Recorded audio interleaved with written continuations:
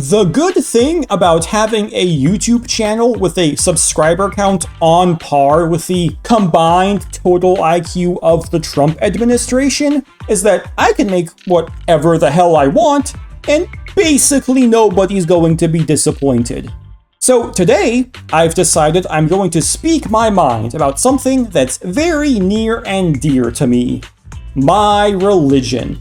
And because I'll be talking about Christianity, I'll facilitate the visual aspect of this video by putting in some background gameplay of the most Christian games I own as I talk to you all.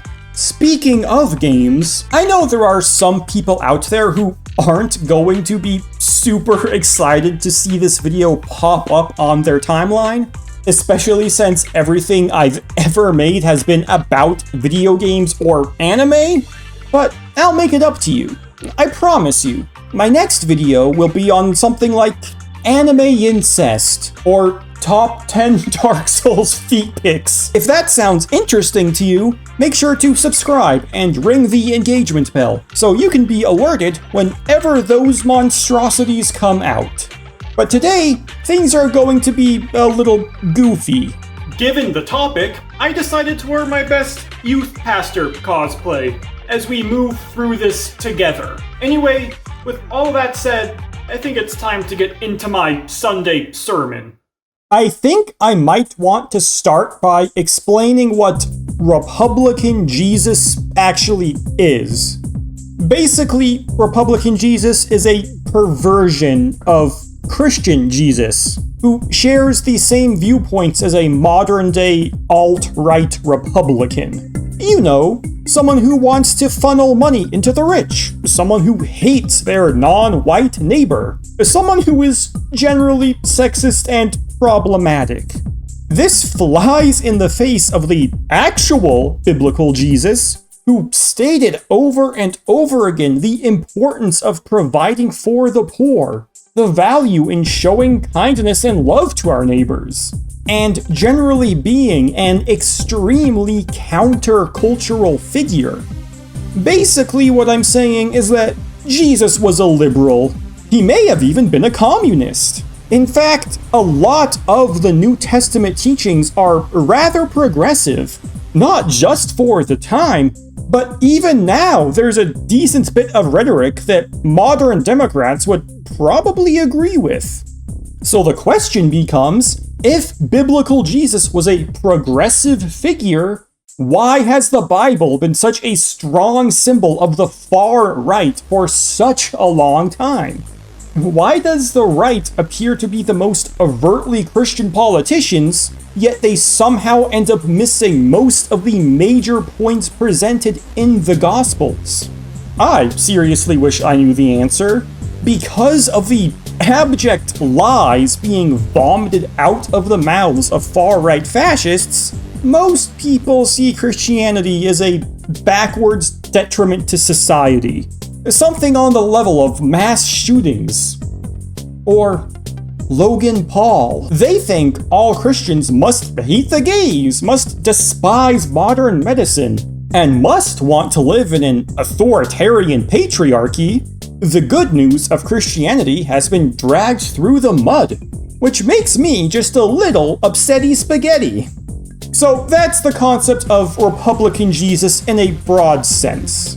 Now that I've talked about it, please allow me to set the record straight with Christianity, and actually provide you some evidence as to why this interpretation of the Bible is so clearly wrong.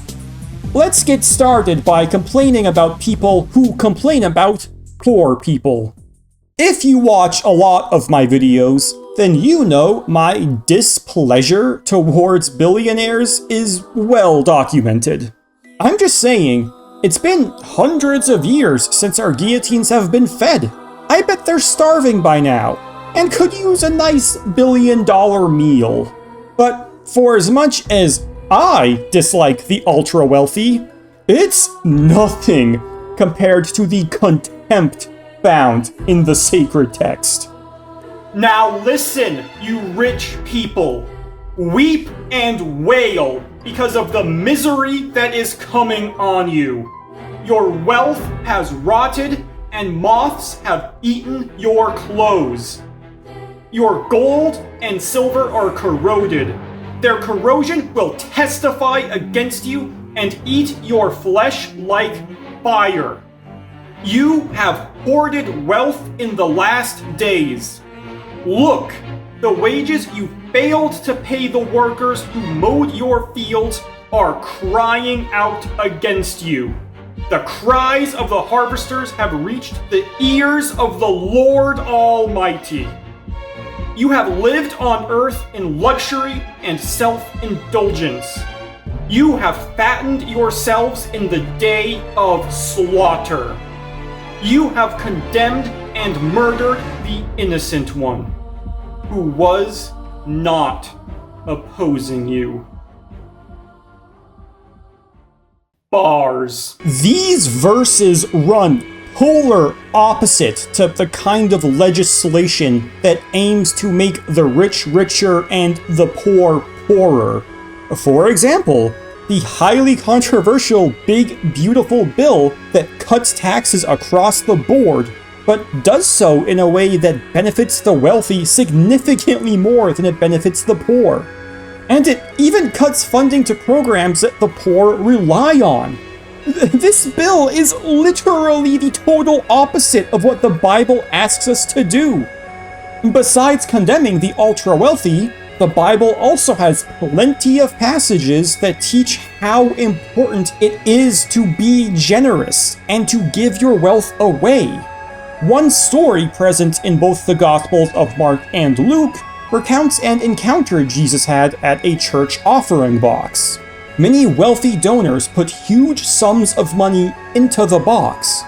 However, among all these rich showboaters, there was a single poor widow who only donated 2 measly coins. And yet, of this action, Jesus says, "Truly I tell you, this poor widow has put more into the treasury than all of the others. They all gave out of their wealth, but she, out of her poverty, put in everything, all she had to live on." I like this story because it illustrates that being wealthy is not something God looks out for out of humanity. Instead, it teaches us that being generous, truly generous, to the point that you are actively giving up something of yourself, is way more valuable in God's eyes than casually donating a small part of your incalculable wealth. Another story that reinforces this idea is present in several of the Gospels. It involves a man asking Jesus what he must do to enter the kingdom of heaven. Jesus tells him to keep the commandments. Don't murder, don't steal, love your neighbor, really just hitting all of the classics. But then Jesus says, "If you want to be perfect, go, sell your possessions and give to the poor, and you will have treasure in heaven. Then come, follow me." Upon hearing this, the man walks away sadly, because his pockets were straight flowing with cash, and he wanted to keep it that way. Then Jesus turns to his disciples and hits them with this banger. "Truly I tell you, it is hard for someone who is rich to enter the kingdom of heaven. Again I tell you, it is easier for a camel to go through the eye of a needle than for someone who is rich to enter the kingdom of God." I don't know about you, but to me it kinda sounds like Jesus is saying that being rich is a detriment to your eternal soul, and is instead emphasizing how important it is to give generously. This story is also a good segue into my next point. As you might have noticed, Jesus doesn't just tell the man to give away his wealth, but he also tells the man to keep the commandments.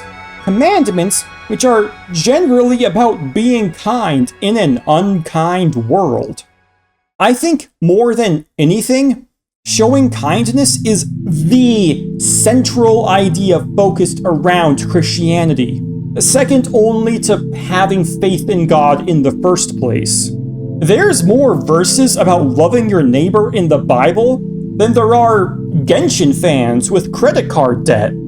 For example, 1 Peter 4, 8 through 10 reads, "Above all, love each other deeply, because love covers over a multitude of sins. Offer hospitality to one another without grumbling. Each of you should use whatever gift you have received to serve others as faithful stewards of God's grace in its various forms." This is literally the golden rule.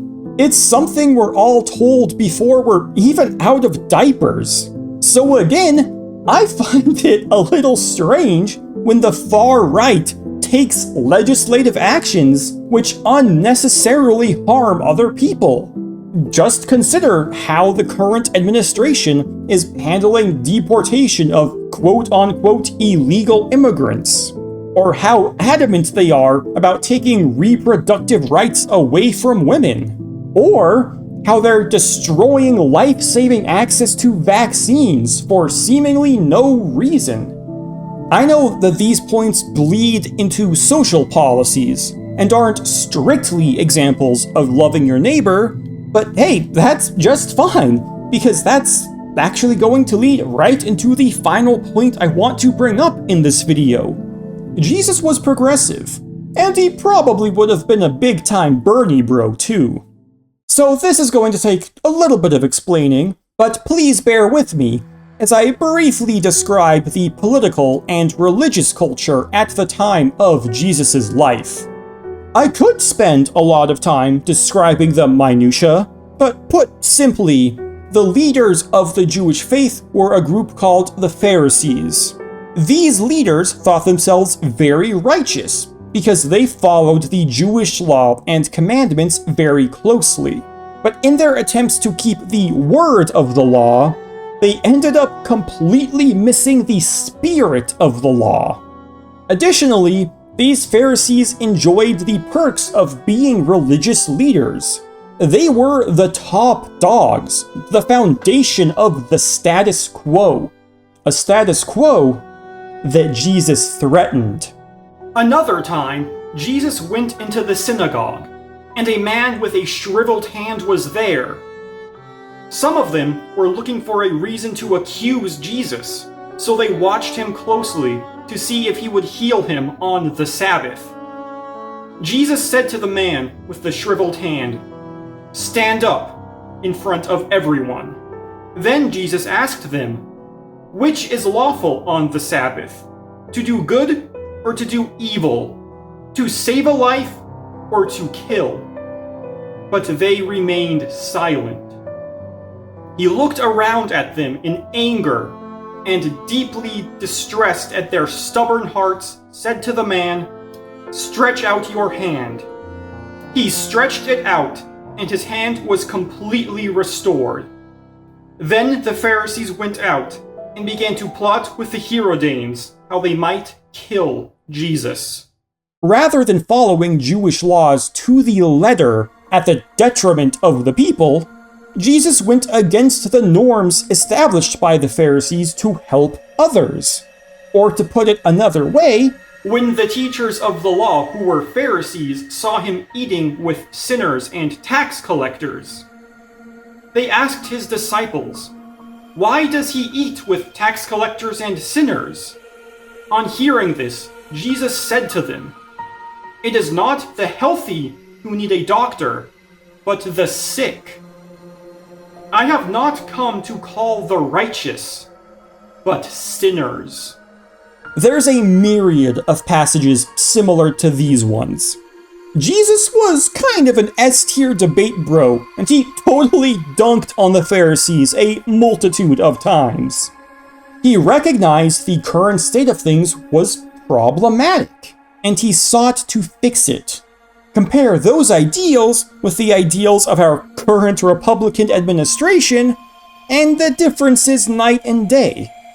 Our current leaders don't just want to keep things how they are, but they're actually aiming to walk back a lot of the great progress we've made over the past few decades. Jesus would not have been on board with these alt-right Republicans, not even a little bit. He cared for the poor, loved everyone, even his enemies, and pushed for progressive changes in society. If there's one thing you take away from this video, please let it be this. Christianity is a religion about love at its center, submission and equality at its center. Please don't let fascist leaders color your perception of Christians. I promise we're not all like that. Well, this video was probably the worst idea I've ever had, but I just felt like I had to air my personal book of grudges. If you liked this video, or even if you disliked it, then go ahead and leave a comment saying so. If you're more of a nerd, then you can try watching my other videos about video games, anime, films, regular old gamer stuff. You'll probably like them a lot more than this. With all that said, thank you for watching this video. Please remember to stay positive and have a wonderful day, everyone.